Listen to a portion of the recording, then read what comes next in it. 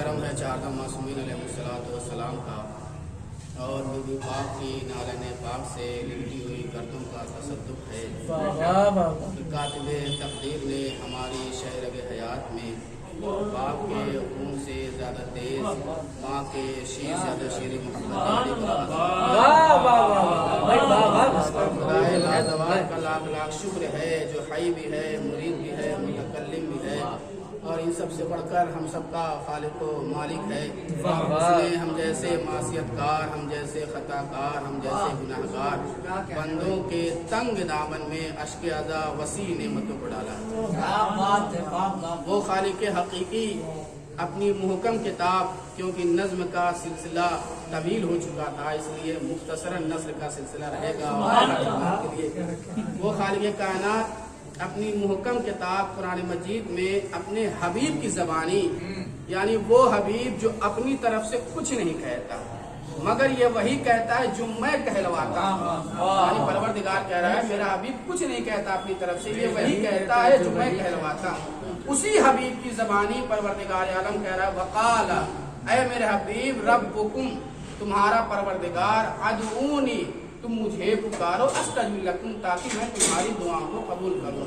यानी ऐ मेरे हबीब आप इनसे कह दीजिए अगर ये आपके हाथों पर कलमा पढ़ चुके हैं तो इनसे ये कहिए ये लातो मनातो मुद्दा हुबल से मदद न मांगे। इनसे ये कहिए अगर आपको इन पर यकीन है, अगर इनको आप पर यकीन है तो इनसे ये कहिए वक़ाल रब्बुकुम, तुम्हारा परवरदिगार कह रहा है अदऊनी अस्तजिब लकुम, तुम मुझे पुकारो मैं तुम्हारी मुसीबतों को दूर करूंगा, मैं तुम्हारी परेशानी को दूर करूंगा, मैं तुम्हारी मुश्किलात को दूर करूंगा। और ये जो रजब का महीना बाफजीलत महीना, बाबरकत महीना, इस महीने के बारे में रसूल अरबी इरशाद फरमाते हैं कि ये वो महीना है कि जिस महीने के आगाज में, यानी इस महीने में जिस तरीके से एक इंसान एक बीज डालता है जमीन में, कुछ मुद्दत बाद पौधे उगते हैं, पौधे के बाद फल आते हैं, माह रजब की फजीलत यही है कि इस महीने में इंसान अपनी नेकियों का बीज डाल दे और माह शाबान में इसमें पेड़, इसमें फल, इसमें दरख्त लग जाएंगे, यानी इस जो बीज है इसमें पेड़ और पत्ते लग जाएंगे। माह रमजान में उसमें फल तैयार हो जाएंगे। यानी माह रमजान का आगाज रसूल अरबी ये बताना चाह रहे हैं कि माह रजब से ही इंसान आगाज कर ले। क्यों? इसलिए कि कल की जो शब गुजरी है यानी शब जुमा इतनी मोतबर थी कि परवरदिगार आलम जिस शब को रसूल अरबी ने लैलतुल रगाइब के नाम से याद किया है, उस शब के बारे में फजीलत यह है कि परवरदिगार आलम ने जितने आसमान में फरिश्ते थे सबको खाने काबा के तवाफ करने के लिए भेज दिया और उनसे कहा आज रहमत का दरवाजा खुला है, जो मांगना चाहते हो फरिश्तों मांगो। फरिश्ते मासूम, लेकिन परवरदिगार आलम ने जब कहा फरिश्तों जो चाहे मांगना चाहते हो मांगो, आज रहमत का दरवाजा खुला है, तो फरिश्ते ये कहते हैं परवरदिगार हमें कुछ नहीं चाहिए, बस इस माह रजब में जो भी बंदा मोमिन एक रोजा रख ले उसके तमाम गुनाहों को माफ कर दे। इस माह रजब में फजीलत, यानी वो कौन सिफारिश कर रहा है? फरिश्ते। वो मासूम हमारी और आपकी बातें रद्द हो सकती हैं, फरिश्ते परवरदिगार आलम से सिफारिश कर रहे हैं मेरे मामूद इस माह रजब की फजीलत के तोफैल में अगर बंदे मोमिन एक भी रोजा रख ले तो उसके तमाम गुनाहों को माफ कर। और रसूल अरबी इरशाद फरमाते हैं कि अगर कोई शख्स इस रजब में 3 रोजा रख ले, सिर्फ 3 रोजा पूरे महीने में, और पहली रजब, 15 रजब और 29 या 30 रजब को गुस्ल अंजाम दे तो गोया गुनाहों से ऐसे ही पाक हो जाते हैं जैसे शिकमे मादर से भी पैदा हुआ। इस माह रजब में गुस्ल की अहमियत रसूल फरमाते हैं, क्यों? इसलिए कि इस रजब की सबसे बड़ी फजीलत 3 है। एक सबसे बड़ी फजीलत जो इंसान बे औलाद है अगर परवरदिगार आलम से रोजा रख के दुआ मांगे तो उसे परवरदिगार आलम औलाद सालिह अता करेगा। और दूसरी जो सबसे बड़ी फजीलत और अहमियत यह है कि परवरदिगार आलम अगर जो बेरोजगार है सिर्फ दिल से रोजा रख के अगर परवरदिगार आलम से दुआ करे तो परवरदिगार आलम उसे रिस्क अता करेगा। जो साहिबाने रिस्क हैं उनकी रोजी में इजाफा करेगा। और तीसरी जो इस रजब की फजीलत है, इस महीने की अफजलियत यह है कि परवरदिगार आलम गुनाहों को माफ करे। ये 3 महीने, क्योंकि एक साल गुजर रहा था, बस आखिरी बात और आपकी रहमत तमाम, एक साल गुजर रहा था, अल्लाह के नाम पर कुछ दे दो, अल्लाह के नाम पर कुछ दे दो। रजब का महीना, मौला ने कहा, मौला सज्जाद ने कहा वाह हो तुम पर افسوس ہے تم پر، آج تو بندے خدا سے مانگتا ہے۔ سائل نے کہا آپ کیسی باتیں کر رہے ہیں، اگر میں بندے سے نہ مانگوں تو کس سے مانگوں؟ کہا اس مہینے میں، کسی اور مہینے میں مانگنا ہو تو بندے سے مانگ، اس رجب کے مہینے میں۔ ارے اس رجب کے مہینے کی فضیلت یہ ہے کہ پروردگار عالم نے باب رحمت کھول دیا ہے، جو کچھ مانگنا ہو اللہ سے مانگنا ہو۔ تم پر افسوس ہو، آج اس مہینے کی فضیلت کو ترک کر کے تم بندے خدا سے مانگ رہا ہے۔ اللہ سے مانگ، اللہ تمہاری حاجتوں کو قبول کرے گا۔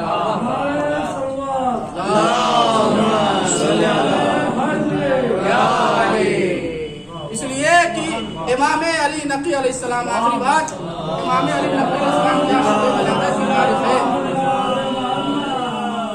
ان امام نے مدت حیات بہت مختصر ہے اس امام کی، لیکن کئی بادشاہوں کو واثق، معتصم، معتز باللہ، جب تک امام متوکل یعنی اس زمانے جب تک امام مدینے میں تھے اس وقت تک متوکل کو کوئی تکلیف نہیں تھی۔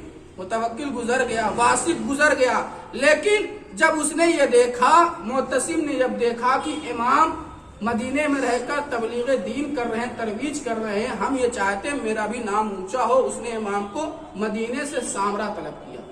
جب امام سامرا ہے، سامرا سے پہلے کسی بھی انسان، کوئی بھی مہمان ہمارے دروازے پہ، ہمارے گھر پہ آتا ہے، اس کا استقبال اسی شان و شوکت کے ہوتا ہے، لیکن جو اللہ کا نمائندہ ہو، بہت توجہ، آخری بات، جو اللہ کا نمائندہ ہو، اللہ کا نمائندہ کہیں پر بھی ہو، اللہ کبھی اس کو ذلیل نہیں کرتا۔ جیسے اس نے معتصم نے طلب کیا کہ امام کو بلاؤں گا، بلانے کے بعد انہیں ذلیل و رسوا کروں گا، ان کو ذلیل و رسوا کروں گا، اس نے بلایا، بلانے کے بعد خاف السعالیق نامی جگہ پر امام کو ٹھہرایا۔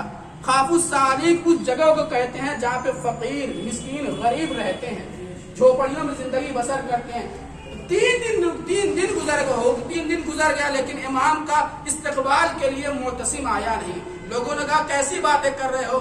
تو امام کو چونکہ اذیتیں، تکلیفیں دینا چاہ رہا تھا، لیکن کمال خدا یہ ہے کہ مدینے میں جتنے امام کے چاہنے والے نہ ملے، اس خاف السعالیق نامی جگہ پر امام کا معجزہ دیکھ کر امام کے ہاتھوں پہ کلمہ پڑھتے ہیں، اور اتنی محبت سے امام کو، اسی محبت سے، اسی بے پناہ ہمدردی کے ساتھ، اسی انسیت کے ساتھ جتنی امام کو محبت مدینے میں نہ ملی تھی، خاف السعالیق نامی جگہ پر ملی۔ معتصم بھول گیا تھا کہ نمائندہ خدا اور ہوتا ہے، نمائندہ بندہ اور ہوتا ہے۔